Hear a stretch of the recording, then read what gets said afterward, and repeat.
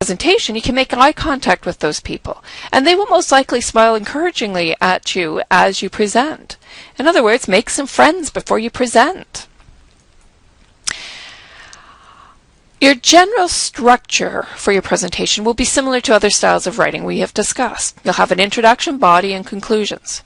In public speaking, you want to be more explicit and direct in saying exactly what the presentation is about, following through in the body, and then summarizing, in new words of course, exactly what you just told them.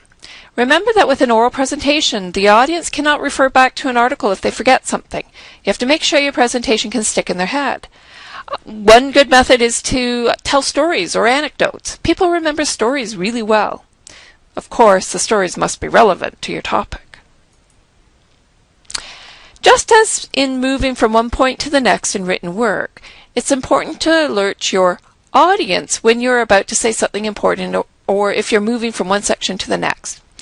One effective technique is to use what Shaw calls the heads-up statements, such as, "The most important thing I'm going to tell you is this," or "I'm going to let you in on a secret," or "If you don't remember anything else from today, remember this," or "The true story is." People are going to remember that stuff because you're giving them a signal to tell them to listen more carefully. Something important is coming up next. As you practice, make sure you time yourself. Remember that some people will speed up as they talk, so practice speaking slowly and clearly. Start off with a verbatim script, practice it. It's not necessary to memorize it or read it in your presentation. What you want to do is be absolutely clear in your own mind what you will include and what you won't include.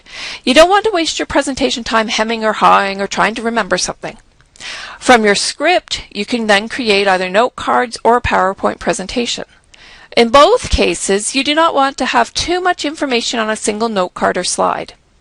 I use the PowerPoint slides to create an outline of my presentation, so each slide will usually only have a few words. There are exceptions. When I'm teaching, for example, I will include more information on a slide if I think the students need to know those details exactly. Sometimes in a research presentation, I might include a direct quote on the slide and then talk about that quote, and so on. But when I use PowerPoint, I use the notes feature to type my notes in, my speaking notes. And then when I present, I use presentation view, which allows me to see my notes and slides on my computer while the audience sees only the slides projected on the screen. Now this is handy because in presentation view, it shows the time, the current time, as well as how long the presentation has been open for. So it can help you to keep track of time. And keeping track of time is important. If you start to go on too long, you need to decide quickly what you can skip without losing the gist of your argument. Now, 2 things to avoid while you're presenting or answering questions include saying things like, "Does that make sense?" because that makes you sound uncertain. You should also avoid one-on-one debates with an audience member. If it starts to happen, ask the person to meet with you after the presentation so you can stay on topic and on time in the presentation. Now, normally after any presentation, the audience has the opportunity to ask questions that you must then answer. And there's some common types of questions that you may encounter. Information questions are the easiest to answer if you know your material. These questions may be legitimate requests for further information or clarification. Remember not to be dismissive of questions. All questions are valid, and how you answer them will speak to your credibility. Now, in some cases, the questioner is not really asking a question.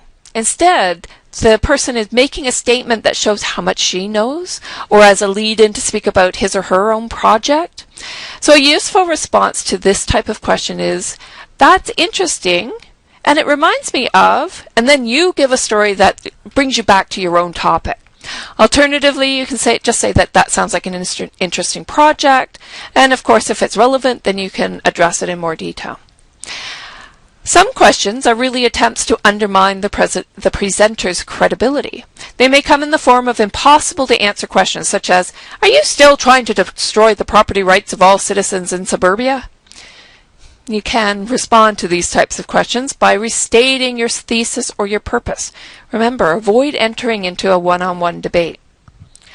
Sometimes you will get a question that has nothing to do with your presentation. If you think you understand the question, you can say something like, if I understand what you mean, and then answer what you think the question is. Alternatively, say, if I relate your question back to my presentation, and then you use this opportunity to restate another key point from your work. If a questioner begins with a statement something like, so what you are saying is, be careful with your response. Sometimes statements like this are meant to recast your argument in a negative way. Answer by beginning with, what I am saying is, and then you use your own words, not those of the questioner. Sometimes a person may want to share a lengthy personal story or act as an advocate for the audience. Here you can respond by saying, I see, that feeds right back to, and then you redirect back to one of your key points, and then go on to the next question. Sometimes a questioner will attempt to pose a hypothetical, what-if question. Don't get drawn and say, well, that's an interesting question, the research shows that, and you draw it back to your own research again. Finally, remember to keep your answers short and choose questions from different parts of the room. Give the audience your full attention when answering questions. If you get nervous, this can be difficult. So some people do find it helpful to write down the questions as they are asked and then repeat it back to them. Of course, this must be done quickly. As you answer, either do not use evaluative statements at all, or else develop a repertoire to use before you answer all the questions. So things like saying the word interesting, good question, thank you for that, and so on. Occasionally, you can say that you would like to speak to the person after the presentation. Now, sometimes you may encounter a hostile audience member. Keep your cool. Acknowledge that the person has strong feelings and open the floor to another member of the audience, perhaps. Don't get into a debate and don't get flustered. The person likely has his or her own agenda or point to make or axe to grind that has nothing to do with you. Remember that successful presentations are ones that are understood by the audience and that are effective. An effective presentation is one that is credible, informative, and enjoyable for both the presenter and the audience. An effective presentation will also have a style that matches the client's request, the number and composition of the audience, the time frame allocated, and your desired impact. Finally, go into your presentation with a positive attitude. Don't think in terms of surviving the presentation. Rather, go in thinking about how you will be brilliant as you communicate your interesting research. While a presentation primarily serves the purpose of communicating your good ideas with other people, presentations are also useful in getting feedback about your research and in refining your thinking about what is important in your research.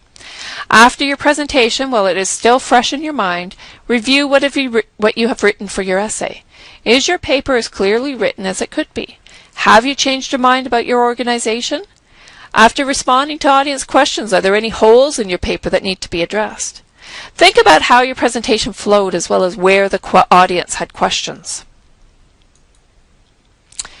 So in this video, we have briefly discussed how to do an effective presentation. Key to good presentations is preparation and practice. Thank you for listening.